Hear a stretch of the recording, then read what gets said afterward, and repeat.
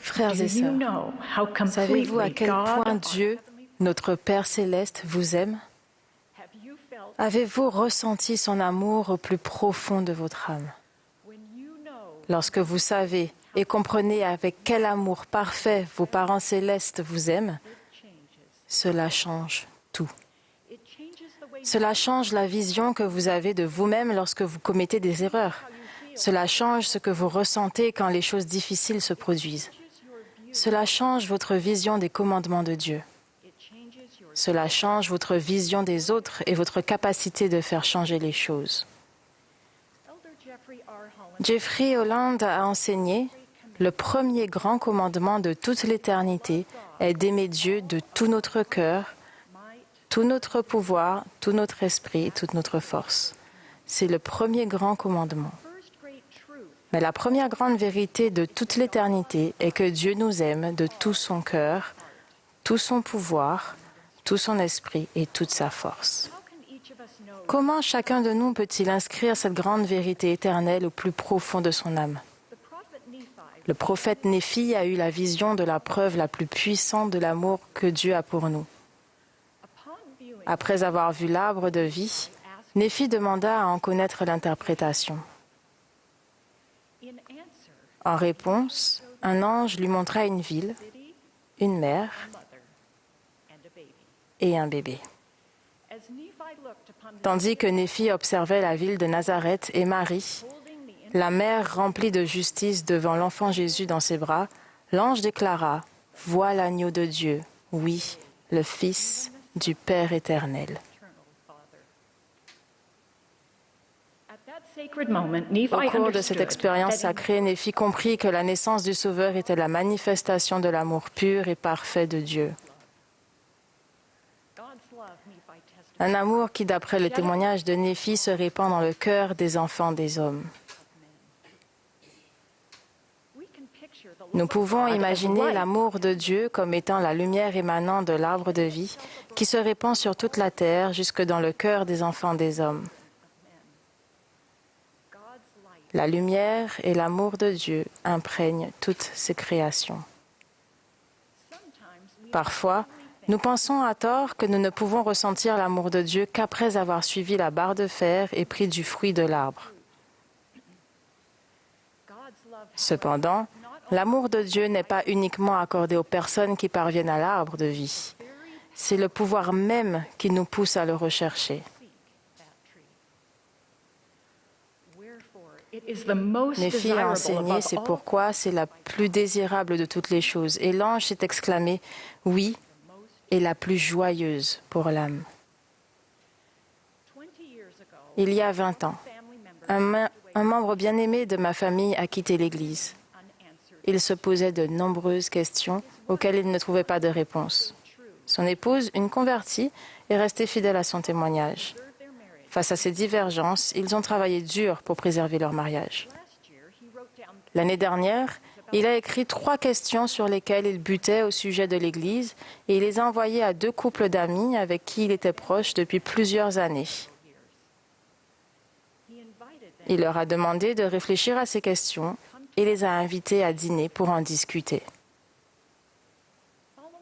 Après ce repas entre amis, il est allé dans sa chambre et a commencé à travailler sur un projet. La conversation qu'ils avaient eue et l'amour que ses amis lui avaient montré occupaient ses pensées. Il a écrit par la suite qu'il s'est senti poussé à interrompre son travail. Il a déclaré « Une grande lumière a illuminé mon âme. » Je connaissais ce sentiment profond d'éveil spirituel, mais cette fois-ci, le sentiment a continué de s'intensifier comme jamais auparavant, et ce pendant plusieurs minutes. Je me suis assis en silence, enveloppé de ce sentiment, et j'ai compris que c'était une manifestation de l'amour que Dieu avait pour moi. Je me suis senti poussée à retourner à l'Église et à exprimer cet amour de Dieu dans des choses que j'y accomplirais.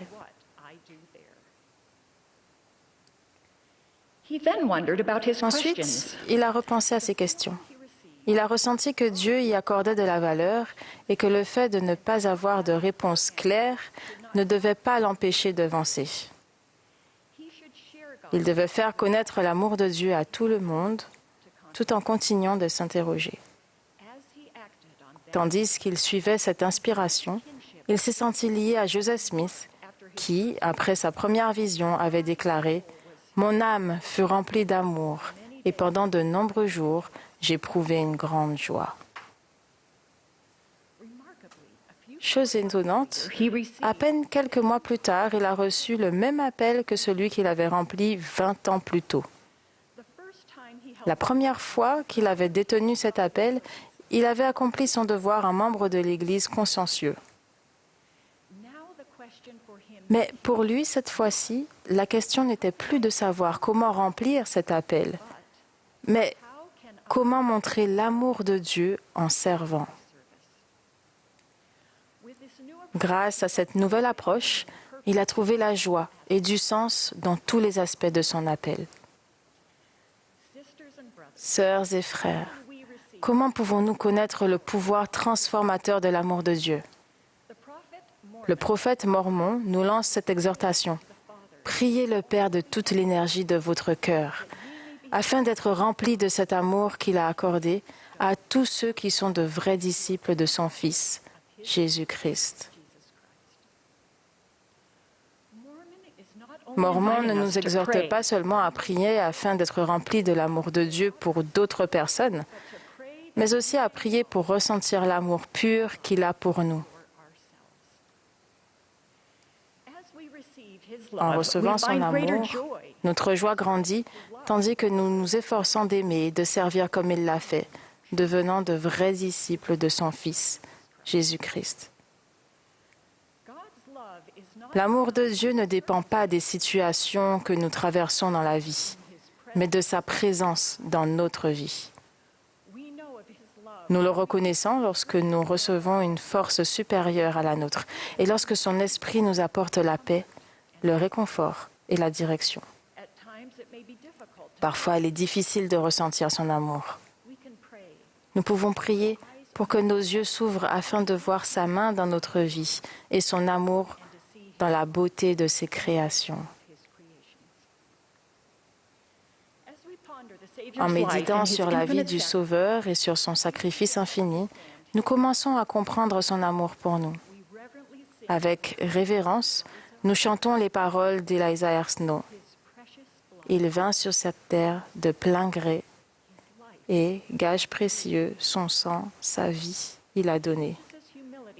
L'humilité dont Jésus a fait preuve en souffrant pour nous se distille sur notre âme, ouvrant notre cœur à la recherche de son pardon et nous remplissant du désir de vivre comme il a vécu. Le président Nelson a écrit « Plus nous nous efforçons de faire ressembler notre vie à la sienne, plus notre amour devient pur et divin. » Notre fils a raconté « Quand j'avais 11 ans, mes amis et moi avons décidé de nous cacher de notre instructeur de la primaire et de ne pas assister à la première partie de la leçon. Lorsque nous sommes finalement arrivés, à notre surprise, l'instructeur nous a accueillis chaleureusement.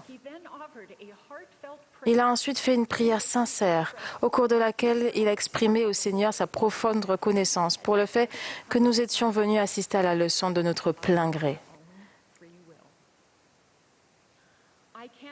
Je ne me souviens pas du thème de la leçon, ni du nom de notre instructeur. Mais encore aujourd'hui, près de 30 ans plus tard, je suis touchée par l'amour pur qu'il m'a montré ce jour-là. Il y a 5 ans, j'ai été témoin d'un exemple d'amour divin lorsque j'ai assisté aux réunions de la primaire d'une paroisse de Russie. J'ai vu une sœur fidèle s'agenouiller face à 2 enfants et leur témoigner que même s'ils avaient été les 2 seules personnes vivantes sur la terre, Jésus aurait souffert et serait mort juste pour eux. Je témoigne que notre Seigneur et Sauveur est effectivement mort pour chacun d'entre nous, individuellement. Le don de sa vie était une expression de son amour infini pour nous et pour son Père. Je sais qu'il vit, mon Rédempteur. Que ces mots réchauffent le cœur. Il vit son amour, il nous donne. Puissions-nous ouvrir notre cœur pour recevoir l'amour pur que Dieu a pour nous, puis déverser cet amour dans tout ce que nous faisons et dans tout ce que nous sommes. Au nom sacré de Jésus-Christ. Amen.